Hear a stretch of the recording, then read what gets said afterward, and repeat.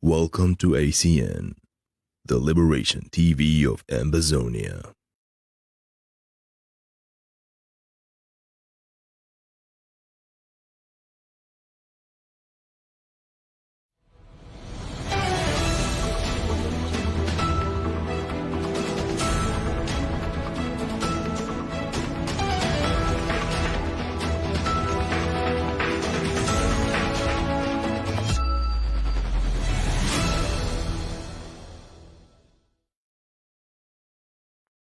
My fellow Ambazonians, this is Dr. CHO AYABA. This coming Friday, Nnamdi Kanu and myself will be having a joint press conference. The Hip Hop and the AGOVC have been engaged in some background discussions for the last 1 year or so. Now I know our people are always jittery when we engage in alliances. But I want to assure each and every one of you that in every alliance that we engage in, we do our homework. We analyze what will be important for us. We take strong steps to look at the consequences of those alliances. One of the mistakes we have made in our liberation struggle has been informed by the nature of our educational system. We were educated under a system that trained us to think for the interest of the West. What will not anger the West? What will be in the interest of the West? Even in determining whether armed struggle was necessary to resist Cameroon, we first thought about the interest of others. We thought about the ICC. We thought about the consequences. We never thought about the gains that it will bring to our liberation struggle. When the Mandelas rose up against South Africa, they knew this was a nuclear power country. They knew their friends.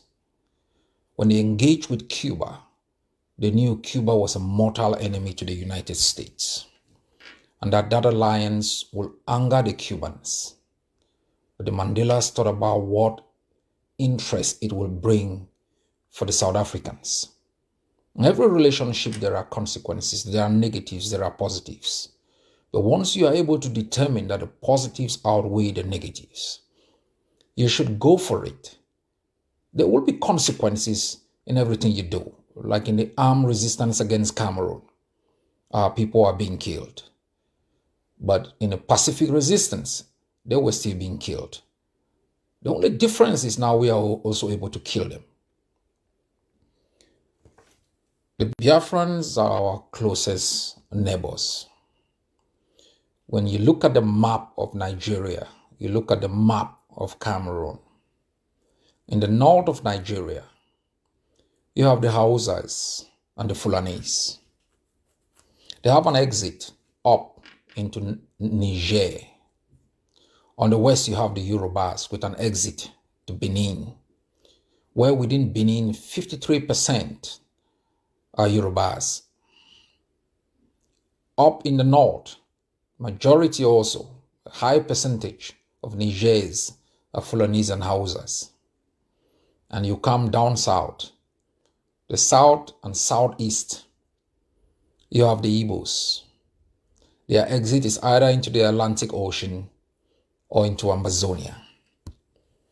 And if you look at the relationship within our Ejagam axis and theirs, close similarity, why is it possible for the Yorubas to build alliances into Benin, for the Hausas and Fulanis to build alliances into Niger, but it's problematic for the Igbos to build alliances into Ambazonia? Why is it possible up in Cameroon, the Northeast are able to build alliances with the Fulanis and Hausas in Nigeria? You know, those in the south and East are able to build alliances with Central African Republic, Gabon, and others. But it's problematic for Ambazonia to build alliances across with the Igbos. Why is the interest of Nigeria more important than the survival of Ambazonia? Why is it possible that Nigerians can kidnap and rendition hundreds of our people, and their interest is going to determine our own alliances? My fellow Ambazonians, we look at these things carefully. And I think in my last 4 years as leader of the AGovC, we must take a radical approach in our liberation struggle. For 4 years, our people have been murdered. We have waited and watched the United Nations use words like "we are concerned." We have watched the ICC bogged down by procedural issues while genocide is unfolding in the full glare of the international system. Those we have thought could support us are showing concern without any real action against their partner in crime in Yaoundé. If we want to be free, we must depart from the conformity, the normalcy that informs our liberation ideology, and develop an own ideology that, with a radical departure from the marketization and liberalization stance that promotes the agenda of others over ours. The stability of the Gulf of Guinea cannot be built on the basis of injustice. It cannot be built on the basis of exploitation, rape, repression of the rights of people over the interests of foreign multinationals. We don't seek to attack anyone. In our struggle for liberation, we don't seek to stop other peoples from fighting for their right to exist. We seek to protect ourselves. It's a right to self-preservation. As well as I know, the Biafrans have never stopped the Yorubas.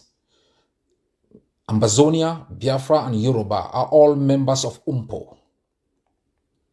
The Biafrans have never stopped the Yorubas. They've never stopped the Fulanis and Hausas to seek their right to self-determination. As I know, they only seek to preserve their own right to exist in their own neighborhood. And I think Ambazonia must seek alliances with nations and peoples who further their aspirations to be free from the rapacious policies of Cameroon and its external allies. That's what we must do. There are consequences in everything you do, good or bad. In our struggle to be free, we have weighed the options. And everything we do, every step we make, we do it for the best interest of Ambazonia. Our own interest as individuals and formation is far behind. Does this benefit Ambazonia? And I think in our detailed discussion going forward, we will make sure that everything we get into works well for you, the Ambazonian people. Further your aspirations for a freed homeland. The status quo cannot prevail on the perils of an unjust occupation. God bless you all.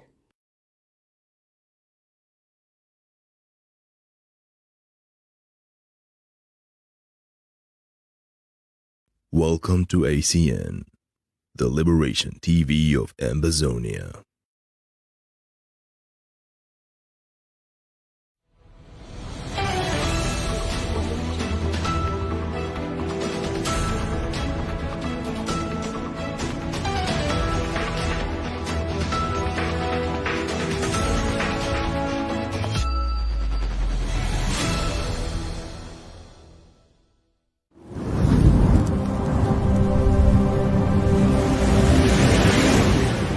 Stay tuned on ACN TV. We will be right back.